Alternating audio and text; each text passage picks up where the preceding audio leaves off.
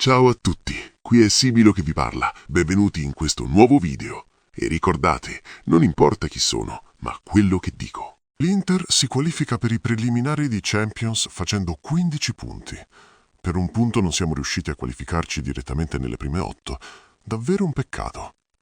Venerdì ci saranno i sorteggi e sapremo chi tra Benfica e Bodo sarà il nostro avversario. Poi, in caso di passaggio, i possibili ottavi saranno tra Manchester City e Sporting Lisbona. Ieri la nostra squadra è riuscita in un'impresa che riesce a poche squadre in Europa: vincere al Westfalenstadion. Seppur con un Borussia che onestamente è davvero parente lontana di quello di qualche anno fa, i numeri dicono che vincere in casa loro è tremendamente difficile per tutti. L'Inter ad oggi è prima in campionato e ha fatto una Champions ottima. Per me doveva raccogliere come merito almeno 4 punti tra Atletico e Liverpool e ha giocato alla pari dell'Arsenal. Ad oggi, guardando tutte le squadre in corsa per la Champions, mi viene da pensare ancora una volta che, escluse PSG, Bayern e poche altre, l'Inter se la gioca con chiunque. E questo al di là di quanto vogliono farvi pensare quei mentecatti tifosi di altre squadre, anzi, squadracce italiane. È la verità.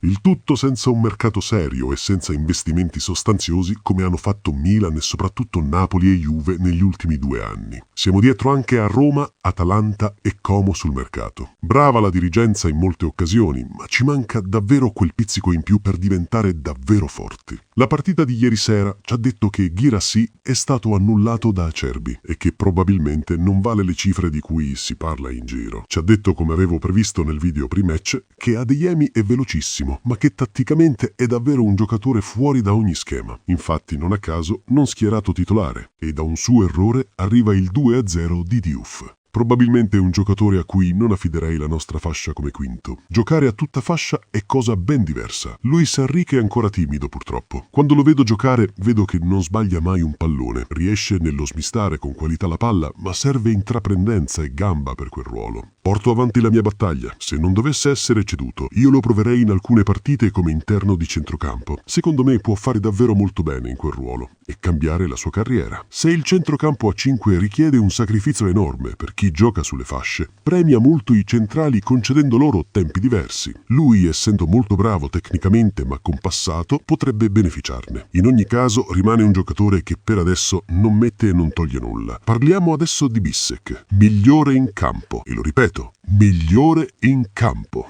Chi critica Bissek, e tra noi fratelli interisti sono in molti a farlo, mi spiace ma di calcio capisce davvero poco. Mi spiace vedere chi viene criticato anche da youtuber famosi del calcio italiano, come Fabio Bergomi, che tra l'altro stimo per molti argomenti che tocca nelle sue analisi. Bissek ha delle qualità enormi, molte delle quali ancora non espresse. L'essere scordinato in alcune situazioni fa parte della sua fisicità. Ci sono pregi e difetti, così come insuperabili di testa e ha un allungo poderoso. Mi sembra chiaro che in alcune situazioni diventi più macchinoso nelle giocate sullo stretto, in palle inaspettate, così come un funambolo di 1,20 m è velocissimo nello stretto e inutile in 5 metri di campo in allungo, o nel colpire la palla di testa.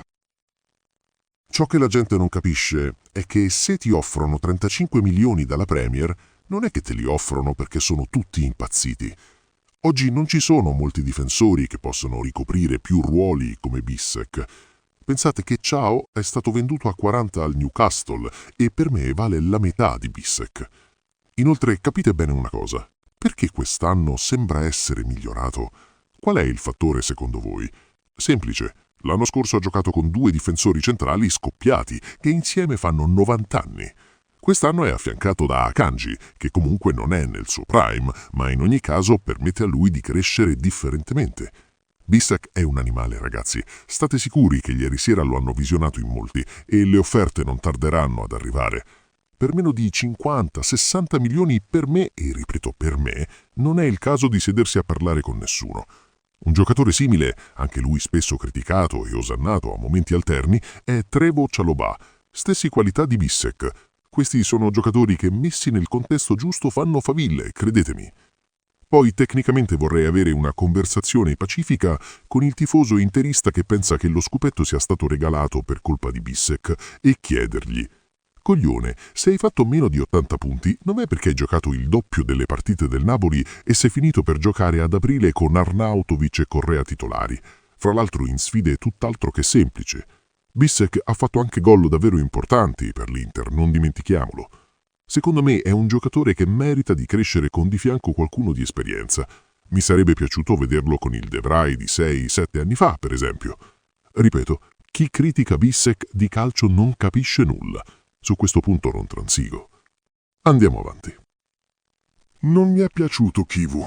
Subito dopo l'uscita di Guirassy, il Dortmund giocava con un attacco veloce e tenere Acerbi quasi all'80° in campo a marcare il nulla è un errore da principianti. Avrebbe dovuto cambiare subito con Augusto, o Bastoni, più Augusto, per evitare gialli inutili al diffidato Bastoni. Unico errore del mister, che deve essere più reattivo nel capire il pericolo. Difatti, dopo l'entrata di Adeyemi, c'è stato quell'unico pericolo corso con una scroppata dritto per dritto proveniente proprio dal lato di Acerbi.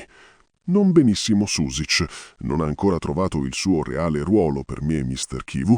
Il fatto che sia tecnico e sappia fare più cose non significa che debba girovagare in più posizioni del centrocampo.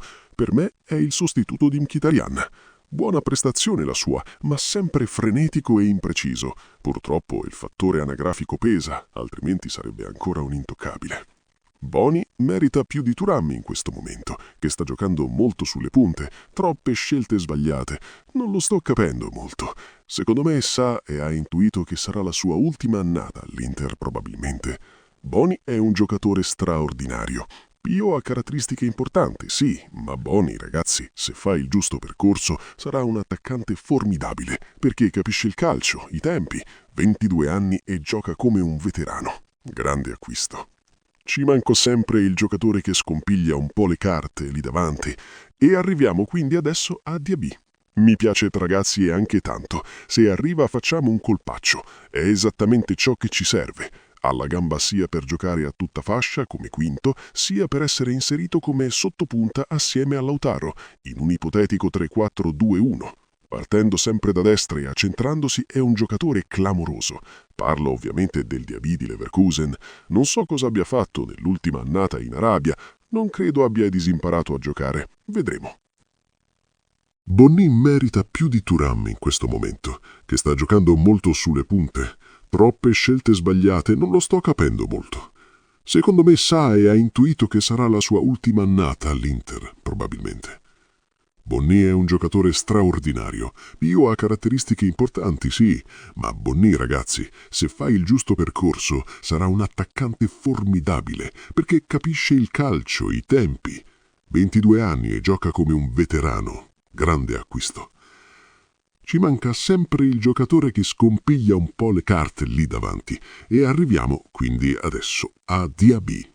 Mi piace, ragazzi, e anche tanto. Se arriva facciamo un colpaccio. È esattamente ciò che ci serve. Ha la gamba sia per giocare a tutta fascia come quinto, sia per essere inserito come sottopunta assieme a Lautaro in un ipotetico 3-4-2-1. Partendo sempre da destra e accentrandosi, è un giocatore clamoroso. Parlo ovviamente del Diaby di Leverkusen. Non so cosa abbia fatto nell'ultima annata in Arabia. Non credo abbia disimparato a giocare. Vedremo. Non è il sostituto di Dumfries, è un giocatore diverso. Probabilmente un mix che si avvicina al sottopunta. Non devi per forza comprare un giocatore identico a Denzel. La cosa più importante è che sappia offendere e abbia la mentalità giusta anche per tornare a difendere nel caso in cui serva. Sotto il punto di vista della garra ho pochi dubbi. Un giocatore con le palle e personalità lo riconosci subito. Per me è già un sì per questo. Ripeto, io parlo del Diaby di Leverkusen. Un giocatore invece che personalmente vorrei segnalare come prospetto fotocopia di Denzel da prendere con pochi soldi è Touré del Pisa. Touré è attualmente uno dei giocatori che gioca da quinto con maggiori duelli aerei vinti. La sua tecnica non è eccelsa, un po' come quella di Dumfries, ma ha grande gamba e fisicità.